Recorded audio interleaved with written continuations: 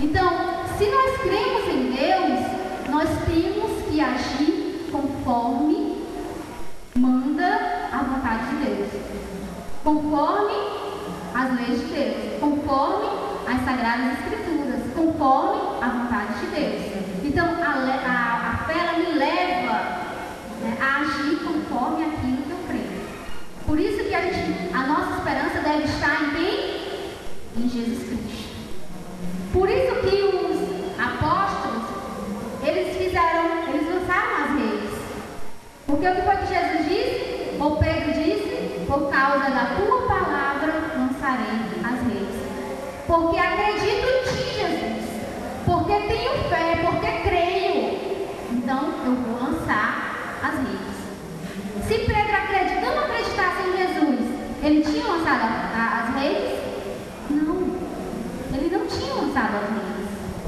Mas como ele acreditou, ele acreditava em Jesus Cristo, porque a sua fé estava em Jesus Cristo, ele lançou as redes. E o que foi que aconteceu? As redes ficaram cheias.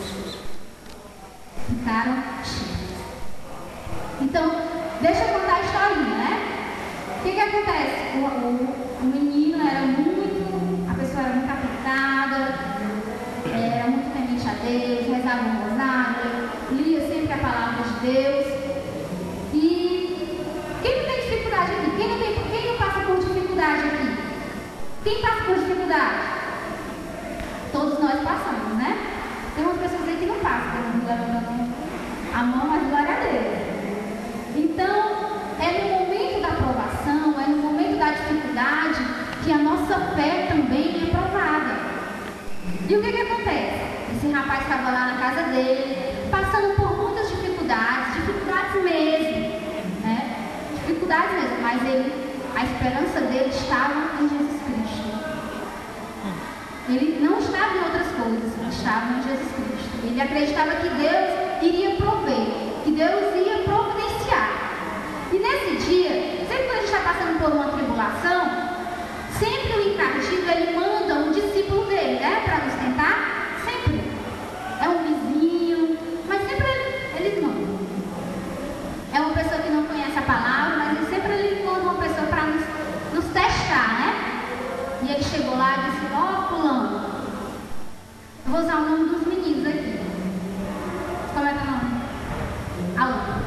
Olha, Alan. E chegou lá e o Alan disse assim pra ele: hoje eu tô. Minha mãe disse que não tem nem a mistura, só tem um arroz e um macarrão. Aí ele: Alan, eu não entendo. Por que tu vive na igreja, participa da perseverança e mesmo assim ainda está te faltando o pão? Mesmo assim tu passa dificuldade. Aí o Alan, sabiamente, né? O filho formou ele bem direitinho, né? O Carlão também ali, né? Foi modelando, né, o Alan conforme a vontade de Deus. Aí o Alan disse assim para o amigo dele: olha, fulaninho, não só de pão vive o homem, mas de toda palavra que procede da boca de Deus. O Alan sabiamente respondeu. Sabe como o inimigo ele é muito persistente, né? Como diz uma pessoa que eu vi uma pessoa falando que se ele tentou Jesus Cristo 3 vezes, quem dirá conosco, né? Aí ele foi lá de novo no Alan, né? O Alan sofrendo, perdeu a namorada, estava triste. Aí, essa é uma suposição, viu, pessoal? E o Alan triste, porque perdeu a namorada. Aí lá veio o bichinho, né? O discípulo do encardido. Aí diz assim: Alan, sinceramente eu não entendo. Por que todo dia tu vai para essa missa, vai servir nessa missa de manhã, vai para o grupo de perseverança? Eu vejo sempre você com a Bíblia na mão, o texto, e eu não sei por que tu passa tanta dificuldade. Por que tanto sofrimento? Aí o Alan, como é uma pessoa de Deus, que medita, né, a palavra de Deus dia e noite, porque se submeteu à vontade de Deus, aí o Alan responde: meu irmão, porque o deserto é a escola do Senhor. Aí o inimigo sai bem rabinho entre as pernas. Então, o aluno, no momento de dificuldade, no momento que ele estava passando por uma tribulação, ele não vacilou na fé. É como aquela passagem, ele combateu o bom combate. Vamos pegar essa passagem? Que diz assim: combatei o bom combate. Fica em Timóteo 1, 18 e 29. Vamos lá.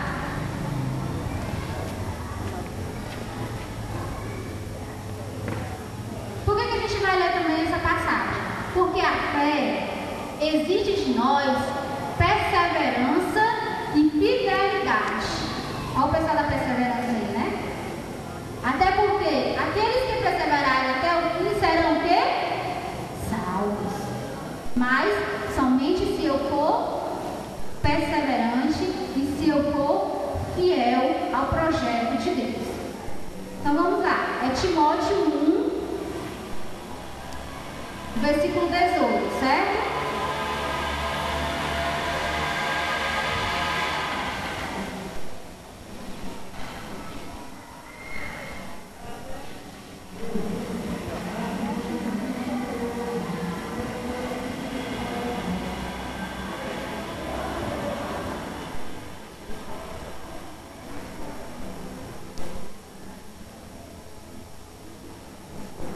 Pronto, posso ler?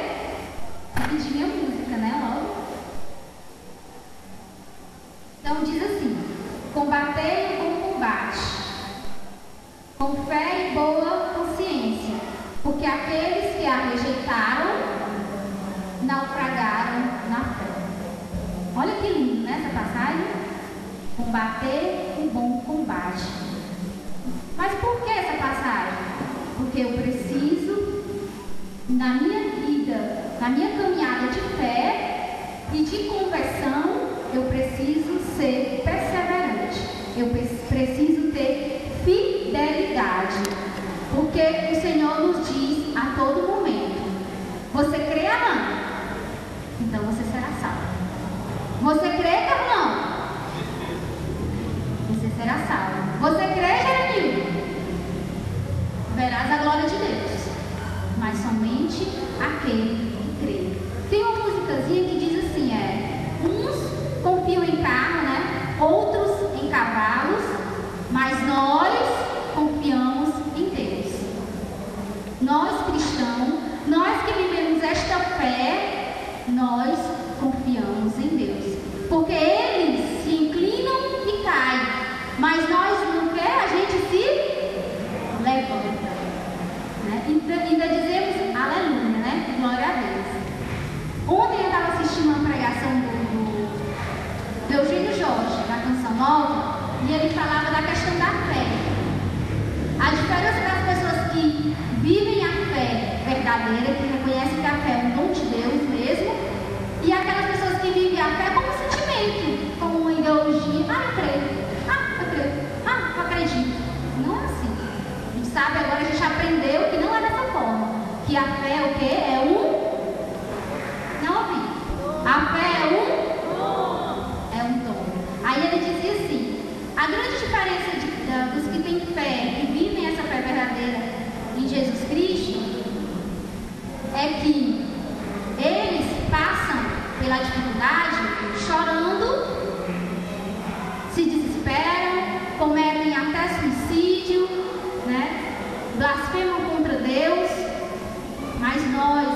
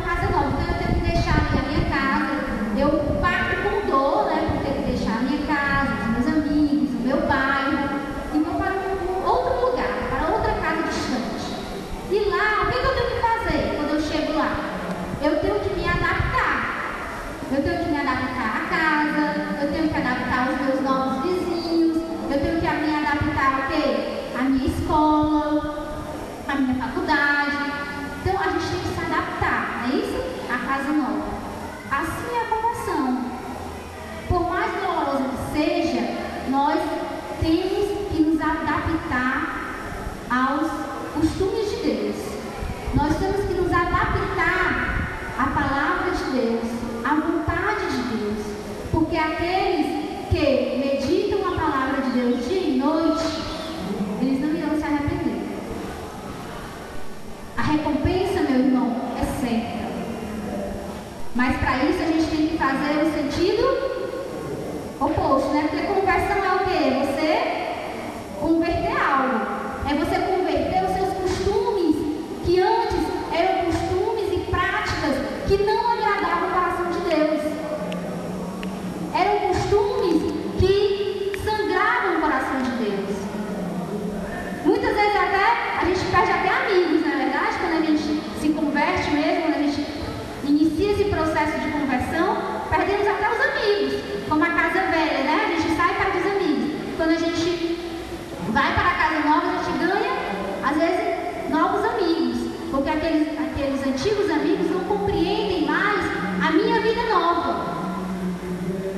Mas se eles não compreendem, é porque eles também não entendem o projeto de Deus. Então vale a pena perder ele? Vale a pena ou não vale trocar? Eu vou dizer para vocês que vale a pena. Vale a pena porque vocês vão encontrar amigos de fé. Amigos de fé. É como diz uma música aí? Amigos para sempre. Amigos que nasceram na fé, né? Assim? Amigos que nasceram na fé. E esses amigos são os verdadeiros amigos. Antes de eu participar da comunidade, eu tinha vários amigos. Eu até comentava com o Robson essa semana. É engraçado como várias pessoas passam na nossa vida, né? Não é verdade? Passam e passam mesmo, ficam para trás. E eu tinha vários amigos mesmo, muitos amigos. Mas amigos de farra. Amigos que não entenderam o meu processo de conversão. Que ficaram para trás. Hoje eu não sinto falta deles. Não sinto. Porque valeu a pena trocar os meus antigos amigos que não me levavam para Deus pelos amigos que hoje eu tenho aqui, que são amigos que me levam para uma vida nova, que me levam a conhecer o senhorio de Jesus na minha vida. Então, meu irmão, ter fé é justamente isso. A fé nos leva a agir conforme aquilo que nós acreditamos. A conversão é o quê? É a entrega da vida velha pela vida nova. Então, vocês estão dispostos hoje a entregar a vida velha para ganhar a vida nova? Estão? Então, assim, eu queria mostrar para vocês, vou fazer aqui uma